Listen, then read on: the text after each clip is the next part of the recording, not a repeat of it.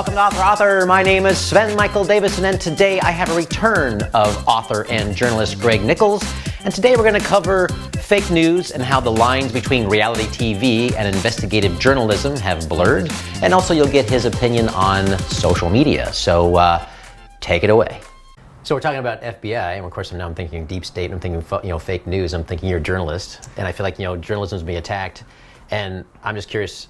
No influencer, I'm not the one to lead you, but I just want to know what your opinion is on it, what you think about the current climate. Yeah. It's funny. I don't particularly equipped to have a strong opinion about it. I have great respect for journalists who are like the hardcore investigative journalists and who are like doggedly pursuing truth, whatever that means. That's obviously a difficult concept and a fluid concept sometimes, though not always. The kind of journalism I do is really in service of truthful storytelling.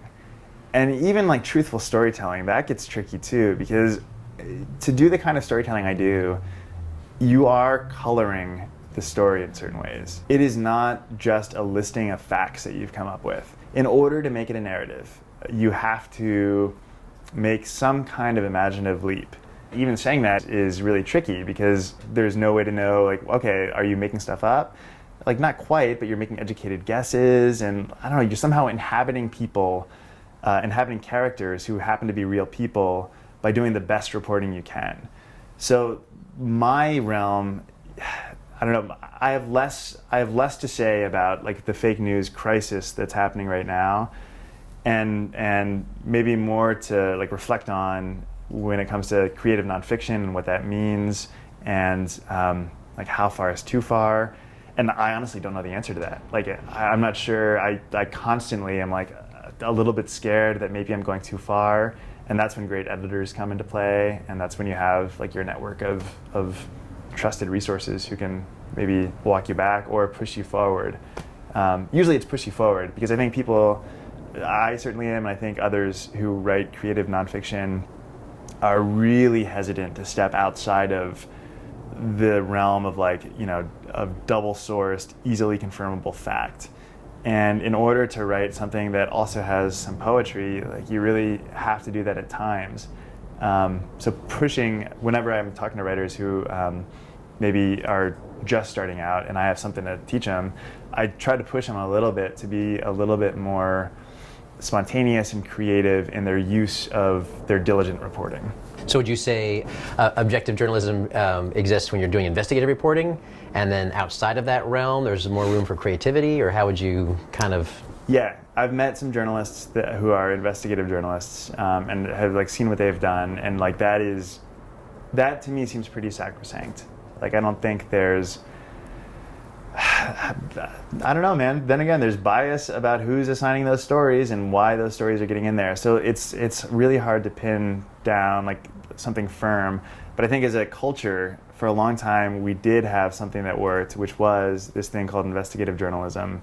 And certainly this new swing toward not finding anything credible and being able to cast dispersions on really well-reported stuff is horrible. That to me is not good. So whatever problems there are with saying that investigative journalism produces truth, it is a far bigger problem to say there's no such thing as truth, or to say that there's no to cast doubts on the credibility of professionals who are working very hard to, as best they can, be objective and present whatever biases they may be bringing to their investigation.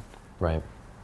I guess there's a confusion now, because media is, there's such a fine line between what's opinion and what's not opinion, and I, having worked on documentaries myself, I know for a fact that when you're on the set, well, I shouldn't say the set, but when you're in the field and you're recording everybody, the director is actually consciously deciding who's going to get more time than else, because they have a story they want to tell. Yeah. And I guess, people are equating that sort of concept with investigative journalism, and I guess the whole idea is that if it's being done right, it shouldn't be done that way, but... Totally. And so reality TV, right, is I think being conflated, and no wonder it's being conflated with the current political situation that we find ourselves in, which is dire and a whole different topic. But reality TV is not real, obviously. Like you can, reality TV is famously an editor's medium because they can make anybody say whatever they want through like really crafty and skillful editing. And so they can sculpt a storyline where one may not quite exist or may not exist as strongly as it appears in final form. Like that has nothing to do with investigative journalism, right? That's like a completely different field. So I think you're right. I think there is a conflation between those two things. Curious, social media, I didn't even get into that, but I'm actually kind of curious, how much do you use it, how valuable you find it? I mean, what is your feeling on it? I hate it. I don't use it at all. Okay. Yeah, no, I have, and no, this is like, I struggle with this, or at least historically I've struggled with it. I have all the accounts and I've made like multiple attempts to throw myself fully into that, and like my personality wise, it's just not my thing. Like I don't check Facebook all day. It doesn't give me the thing that I see that it gives other people. And I find it a little bit artificial. And as I've tortured myself about that, because like the advice you always get as a writer is like you need to be present, you need to be on social media. And I think there's some truth to that for sure. And I don't mean to like say that's not true. But this is, again, like you have to take a step back and analyze the actual value. Like, what are you actually getting out of that? If you are making actual connections with people on social media and you're maybe able to reach like people you idolize and have meaningful interactions, that's an awesome use of social media. Like that is fantastic. Building an audience through social media alone, I think, is a really difficult road to hoe because you're basically competing against people who are paying way more for it. They're actually advertising. And so like doing that organically, you've given yourself a full-time job of being a social media expert for yourself, and you're just like, you're having to slog while other corporations or other people with more resources are just throwing money behind it and able to get way more results than you are. So to me, it's just like the investment hasn't seemed worth it as far as like audience development. But that said, like if you want to pay for it, that's actually a really compelling thing. If you want to run ads for books, like that is an interesting way. If you want to put out an interesting newsletter, if you want to do give awesome content to people that's like super useful, that seems like an awesome way to build audience. So like, again, like social media for social media's sake doesn't make any sense to me. At its base, at its basic level, I kind of see it as like the cult of narcissism. But yeah, I mean, totally. And it's like, it's the high school yearbook. I mean, how many signatures can I get, to prove at the end of the year that I was the most popular in school? For sure. But if like you're right, if it's a way for, say, a community that can't be heard, or a way for a group of people to be, to be seen, then I see an absolute advantage to it. Yeah. So it's that's like anything. It's a double-edged sword. But yeah, totally agree. I really appreciate your time. Yeah, anytime. Yeah, thanks for doing this. It was fun. Awesome. All right. Thanks, Greg. Thanks. So Striking Good Iron is about a steel strike in 1959, which was the largest industrial work stoppage in the nation's history. 500,000 steel workers walked off the job. And during that strike was the high school football season.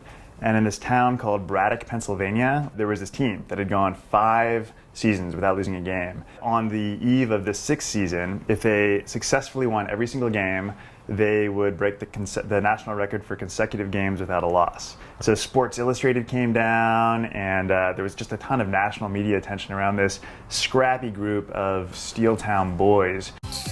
Please subscribe so my dad can make more videos like this. Thank you.